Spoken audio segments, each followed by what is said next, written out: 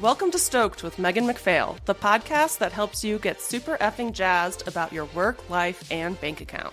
I'm your host, Megan McPhail, a former burnt-out emergency veterinarian that quit my hard-earned career to become a seven-figure business coach, entrepreneur, and elopement photographer. Now I'm living a life I absolutely love, full of travel, adventure, and financial abundance, and I am hell-bent on inspiring others to do the same. Are you ready to say goodbye to the 9-to-5 grind and start going after some big, bold dreams? Then let's dive into this week's episode. Hey, it's your host, Megan McPhail. And your co-host, Todd Reedy. And today's episode is going to be a little different. Todd and I are going to talk about a book, and it's a book that I actually have not read in its totality, but I'm going to be stealing some information within it, and I want us to just have a conversation back and forth about it. And the book is called The Top 5 Regrets of the Dying, and it's a memoir by an author named Bronnie Ware. She worked in palliative care, I think, as like a nurse or nursing assistant, and that means that she provided supportive care to people on their deathbeds, essentially. And she had conversations with these people, and it changed her life, what they told her. So I want to go over the top 5 regrets that these people had as they were on their deathbeds, because I feel like they are just very telling of how we should be living our lives now while we have good health. So yeah, ready to start, Todd? Ready to chat about this? Let's do it. So the first regret that many of these people had was that they wish they had the courage to live a life true to themselves, not the life that others expected them to live, which has been something that I have also had to overcome in my transformation from being an emergency vet, like becoming a doctor, well-educated, buying a house, getting married, all those things. And then now becoming an entrepreneur and traveling and having an RV and just doing things really weird and differently. So I think, this was the number one regret that people had. And this is the thing that I love about our life so much, is that we have been able to shed others' expectations and look within ourselves and see what we want out of life and then pursue that. And that has been amazing, and exactly why I created this podcast, because I want to really motivate and inspire other people to do the same. Yeah, I think on the big things, we've done that and we're doing it. But I still think it's like at the granular level or like the day-to-day level, I think that's something that I'm still struggling with, or maybe not struggling with, but working through just, the small things that I think really matter and that probably they don't, or the expectations of others. And I think we just had a chat over lunch that I think at least I'm having some epiphanies and making some progress over the last couple of weeks for some reason or not. So let's keep going. What are those? You never actually told me what those were. You just said you had them. I don't know. I think that I still think that I need to conform to certain things. Like I need to, just be a normal man, I guess. I don't know, have power tools and build shit and mow my lawn and eat this way and spend time this way and eat my 3 meals a day. I don't know, just all of the expectations or the rules that have developed subconsciously, or whether that was what my parents told me or my friends, or just the rules that I live by or that I think that I need to be living by. Just kind of questioning some of those things. Yeah, do I really need 3 meals a day? No. Not every day. Do I need to have all this shit in my garage? No. Do I need to keep every bolt and nut that I ever have come across and reused screws after I take them out of old projects? I'm no, but I have the expectation or thinking that I saw my grandpa do that. I saw my dad do that. So that's the way that it is. Yeah. And you are a big rule follower. You kind of live your life by this set of rules that you created or were passed down to you. And I have seen you kind of breaking those rules and being why do I do this all the time? Why have I set these expectations for myself? Where did it come from and why am I doing it? And does it serve me? I feel like that's the first step towards this whole shedding other people's expectations and living life the way you want to do it is realizing that you get a choice in a lot of this stuff, and a lot of it has been passed down to us, even nuts and bolts. A lot of these things are passed down to us from our parents and society and stuff like that. And whether or not it serves us or has a purpose or it's promoting a better life or a happier life, I think questioning it is like step one. And it is a constant work in progress, Like I've almost felt guilty these past few months because we've stayed home so much. And I'm like, oh man, I should be living it up. I should be out there doing all these fun things. Like we have time and location freedom and I'm just sitting at home. But like, what's wrong with that? I can sit at home if I want to, like I shouldn't be pressuring myself to go out and do cool things. So yeah, as long as you're conscious of it and thinking about it and doing what's best for you at that time and season of life, I think that's the main thing. Okay, so back to the not traveling or like having some downtime at home. Do you think that people are expecting you to be out doing all these crazy adventures and like being on the road and stuff? Or tell me more about that. Yeah, I think so. I mean, I remember, so my Instagram handle for my personal account is Megan the Nomad.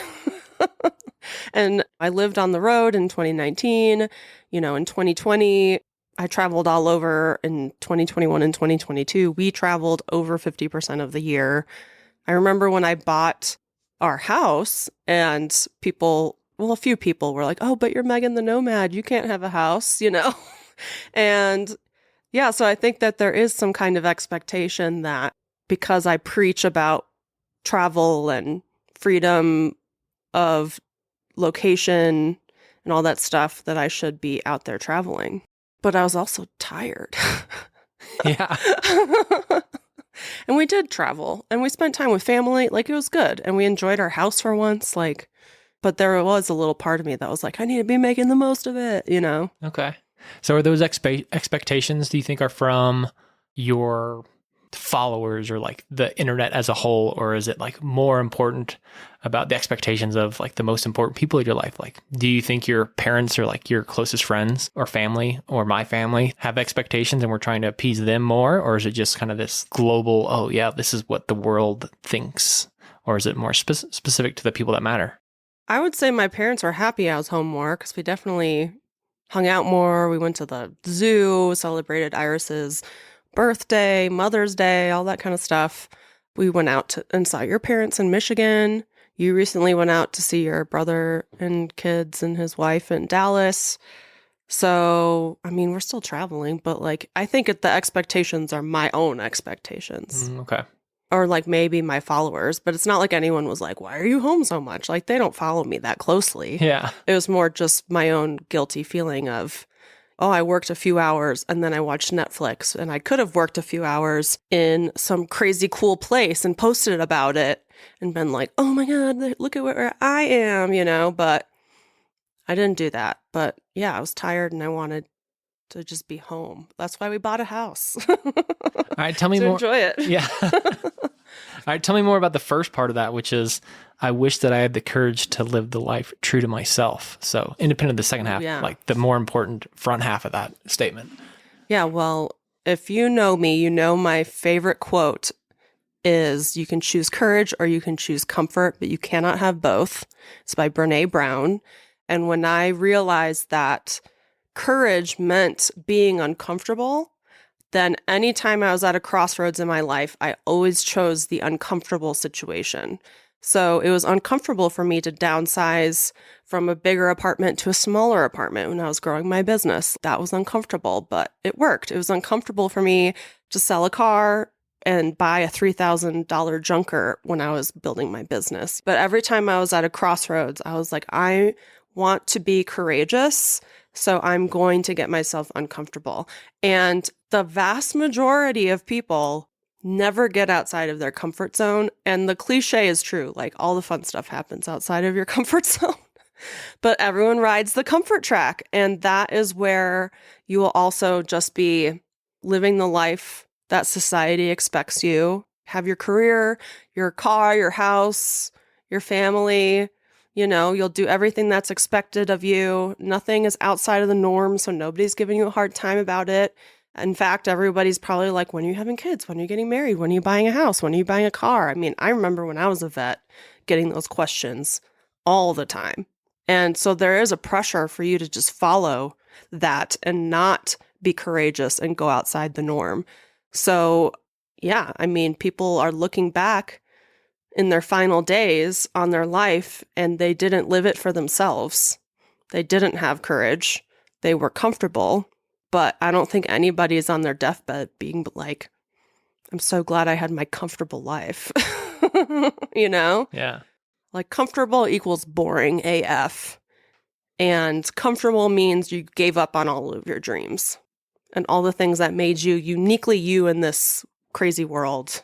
So that's how I think of it.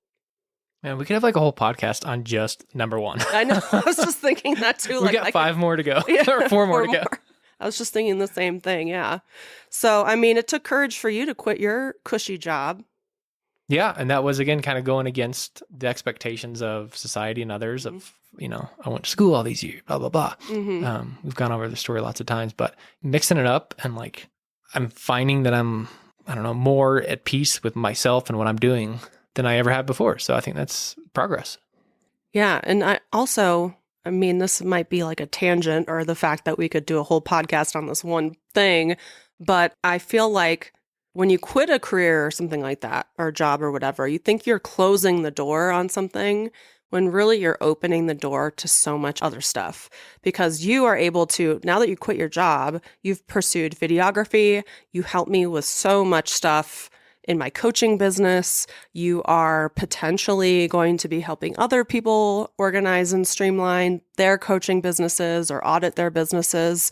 So there's so many doors that have opened to you based on your skill set, what you enjoy, what you're good at, how you can help people and truly like make a difference in their lives, therefore kind of making a difference in your life. Yeah. And being proud of the work you're doing and stuff like that. So you wouldn't have had those opportunities had you not quit your job. Yeah, I would agree. You would have just had your head down, riding out the clock. Oh, same with you too, right? You'd have just been helping the animals, Yeah. but at the cost of your own health and detriment to yourselves. And yeah, look at all the people now you're helping and like meeting and coaching and like, yeah. And are actually appreciative. Yeah, a much bigger impact. Yeah. And finding much more joy and fulfillment out of it. So yeah, it's pretty cool. Totally. But that does kind of bring us to the number 2. Ooh, good segue. Number 2 of the 5 regrets of the dying is that they wish they didn't work so hard. And this is mainly the male patients that felt this way because, I think, when was this book published? I think I read 2012. Yeah. So these are mostly older patients, so it's not a lot of working women necessarily from that generation that she was caring for. So a lot of men said they worked too hard, they missed too many kids' soccer games, they didn't prioritize their partner, they put so much emphasis of their life into their work that they missed out on everything. Now, this is a more traditional work scenario, like a 9-to-5 corporate ladder kind of deal, right? Like these guys they weren't all necessarily online entrepreneurs like I want everybody to be.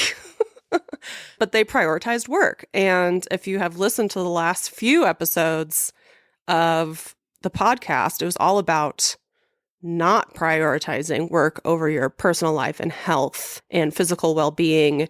So I think the big thing is really, like I don't want people to have the balance of their work and their life out of whack, And that's clear from these people as well. They looked back on their life and all they had to show for it was their careers. And they missed out on all the important things like birthdays, soccer games, date nights with their wife, like the things that really matter at the end. Yeah, I'm curious as I'm reading that and like thinking about kind of the traditional sense of like you got your job and like you worked it and you just kind of put your head down and just like grind it away because you had to feed your family, pay your mortgage, things like that. But I wonder if now it's a little bit different in that I think more folks, or I like to think more people are like pursuing work that's meaningful to them. So I don't know if like necessarily like giving up working less that's like meaningful is necessarily a bad thing. Well, yeah, I guess I'm sure doing meaningful work that they cared about that didn't interfere with them having an amazing family and social life. Like, I'm sure that would be, but if you think of probably even the generation before our parents, It was literally you work, work, work. If you're the man, you provide for the family. Maybe you get home for dinner and then go to bed and ignore the kids, like, so I think definitely like our generation is changing that. We have some friends that work shorter work weeks, even though it's more traditional jobs, and they kind of prioritize their children over their jobs. Yeah. And their jobs are just there to provide a paycheck for the life that they're living. I mean, there's a lot of ways that we could break that down too, but the key is don't prioritize your job above everything else, because when you're on your deathbed, you're going to regret that. Yeah. And yeah, if you're doing good, like my work, I do feel like it's my purpose. I am very proud of it. I feel good about it. I don't feel like I prioritize it over other things. Like I'm never going to turn down going to the zoo with my niece over work. Right. This is the lifestyle I want everyone to have. Yeah. Though. That's why, like, I want to inspire people to do what we're doing. And yeah, it was privileged because we worked our asses off to get degrees, to have pretty well-paying jobs that we could then save money and, like, use that money to transition into entrepreneurship and stuff like that. But, I mean, that's not to say that there haven't been really hard times in between all that. You're right. You're right. And then we haven't worked our asses off. You're normally the one that's reminding me, Megan, you've worked your ass off for this. Yeah. And we're still busting it. Like, Yeah. not as much and as hard as we had before, but like we're still working pretty hard, I'd say. Yeah. So, Yeah. I mean, don't work too hard, people. Have a season of working hard to accomplish a goal. I mean, we talked all about that in productivity and hustle culture and stuff. Don't do it at the detriment of your life. That's really the important part of number 2. I wish I hadn't worked so hard, is to realize on your deathbed, you're not going to be like, oh, I made multiple 6 figures climbing up the corporate ladder and drove a BMW and all that kind of stuff. Like, that's not what you're going to be proud of when you have your whole life to reflect back on and you're like facing your mortality, But if you worked your ass off to build a better life for your family and yourself and your physical and mental health, and you're able to reap those rewards and live like a really amazing life because of a small season of working hard, that's okay. Or even seasons on and off of working hard and then enjoying it. But like, yeah, if you just prioritize work forever, you are going to regret it on your deathbed. Okay, number 3 is, I wish I had the courage to express my feelings. So that really comes down to what I've talked about a lot actually on this podcast, is this journey of self-discovery and becoming the best version of yourself.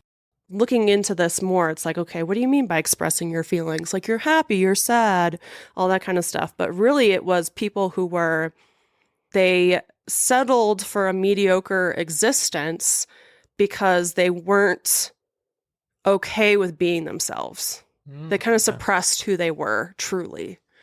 And I think that's common in the corporate world, where you're just supposed to be a robot, not like an individual human being with needs and wants, desires, opinions, quirks, eccentricities, all that kind of stuff.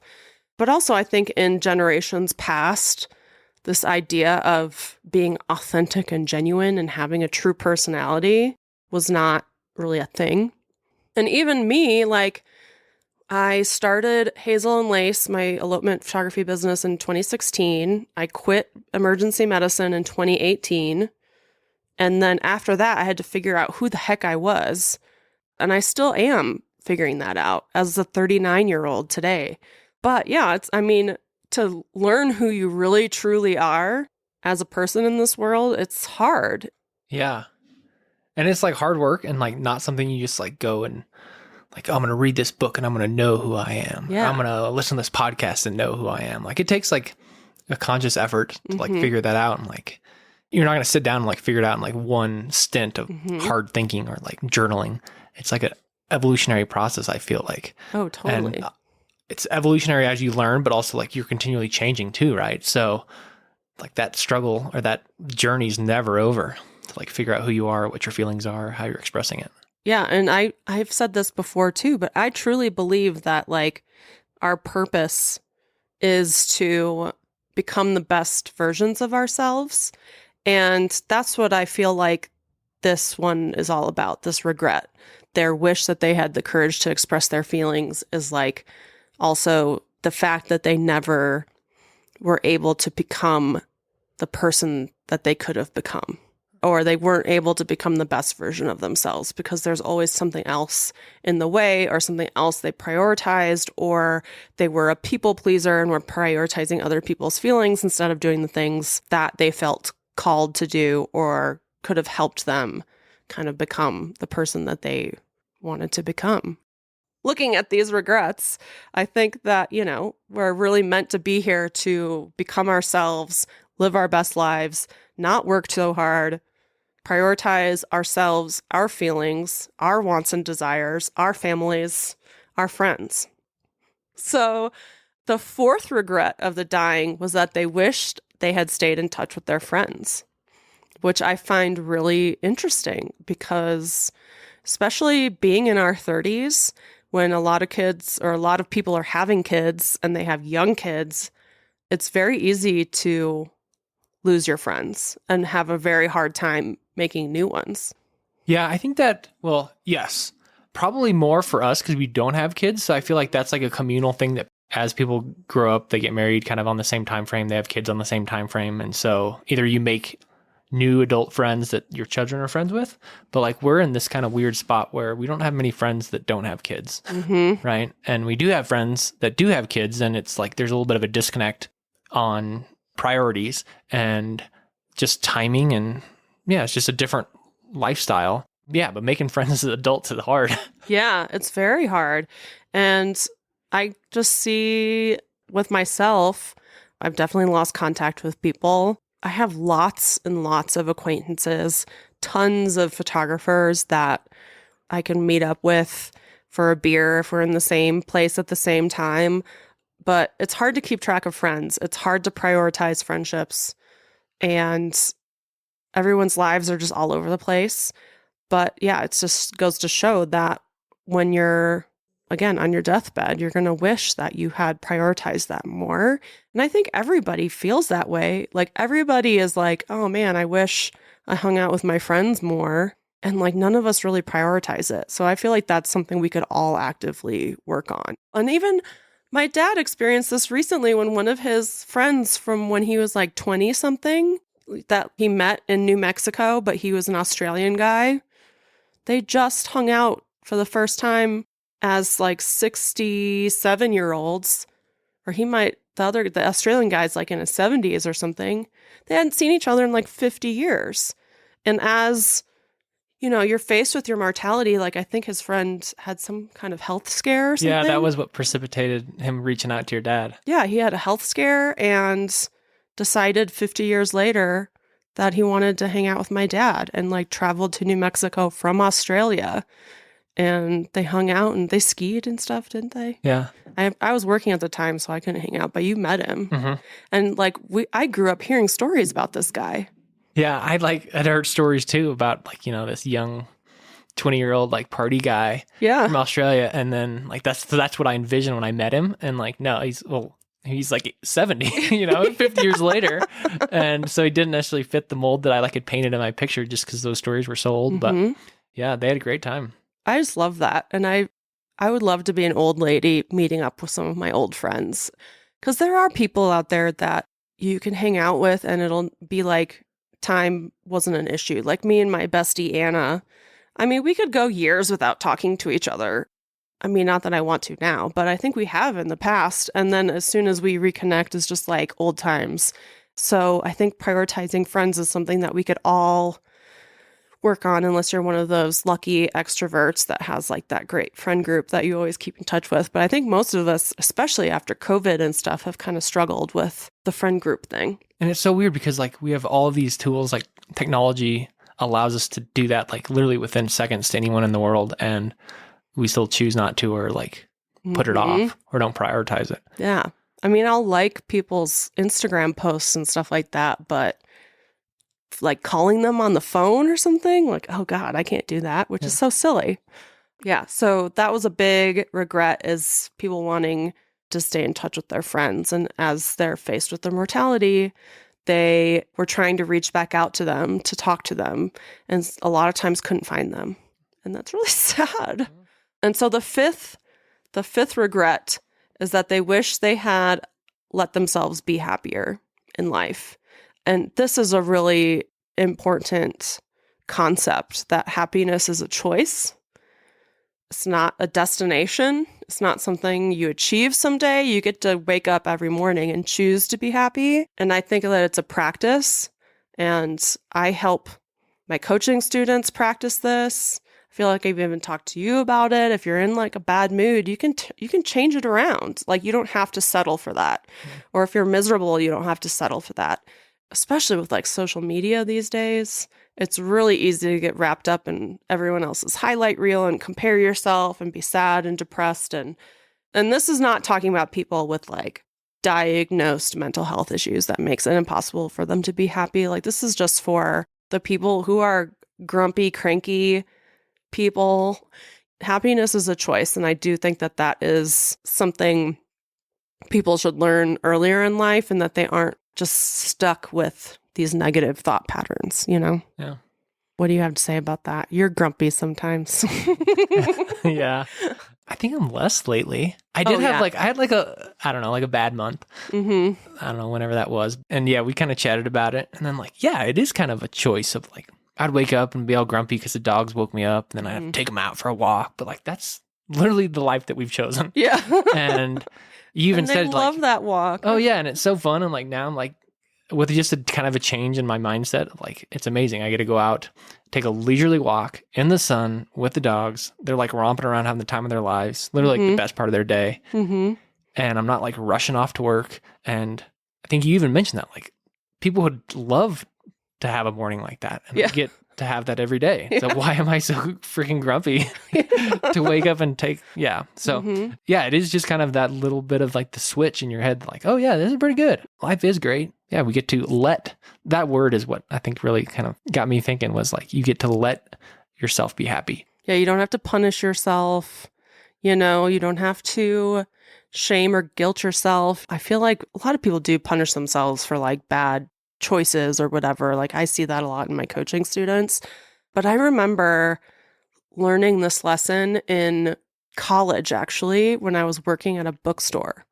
And if I was like grumpy that day, then all the customers would be grumpy to me and it would just be freaking miserable. It was like a snowball effect. I just got what I was giving, essentially. Yeah. Whereas if I went in there and I was like, I'm going to be freaking so nice to these people. A lot of the people that came in there into this bookstore were actually like old graduates of the university that were really excited to be back and to buy some like alumni gear and t-shirts and stuff like that, because we had a lot of apparel. And the nicer I was, and if I chit-chatted with them and was like, oh, this t-shirt's so cool, and where are you traveling in from, and stuff like that, then they were so nice to me. And like my whole day would just be like, wow, this was the best day. Like, I don't know, it was just really like nice those days. And I remember thinking, wow, like I have control over how my day goes. Yeah. And I have control over how other people's day goes too. And if I'm a raging biatch at the cash register, then people are going to be rude, and then I'm going to get even more pissed, and I'm going to hate people, and I'm going to hate the world, and I'm going to hate my job. But when I was like super nice to people and they were nice to me, I would leave there with like a little skip in my step and be like, oh, life is so good. Mm. And that was a choice I got to make every day. And I kind of carried that lesson with me. Yeah, life's a lot more fun when you're just happier. Yeah. Like, even the smallest things can be like way more enjoyable. Oh, totally. Going in with a smile and like having a happy attitude. Yeah. How cool would it be if everyone chose happiness every day and we're all nice to each other all day long? Life would be so great. Yeah. So cool. Okay. Well, this was longer than I thought it was going to be, but fun to talk about. Yeah. I don't want to be on my deathbed with any regrets. I really don't. Like, I don't want to be on my deathbed regretting that I missed out on so much life. And I think that probably everyone who listens to this podcast can relate to that. And I think you can relate to that too. Yeah. Cool. All right. Well, thanks a lot, guys, for listening to that episode.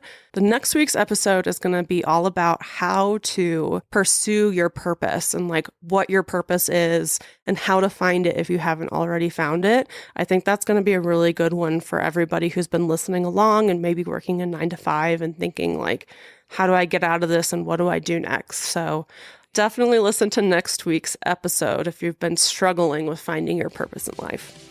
Thanks so much for joining us on this episode of Stoked with Megan McPhail. If you enjoyed the show and you'd like to help support the podcast, please subscribe, leave a review, and tell a friend. If you're looking for more inspiring content, check us out on Instagram at Stoked with Megan McPhail. And to learn more about my business coaching and how I can personally help you quit your 9 to 5, visit my website at meganmcphail.com. I hope this leaves you feeling stoked. See you next week.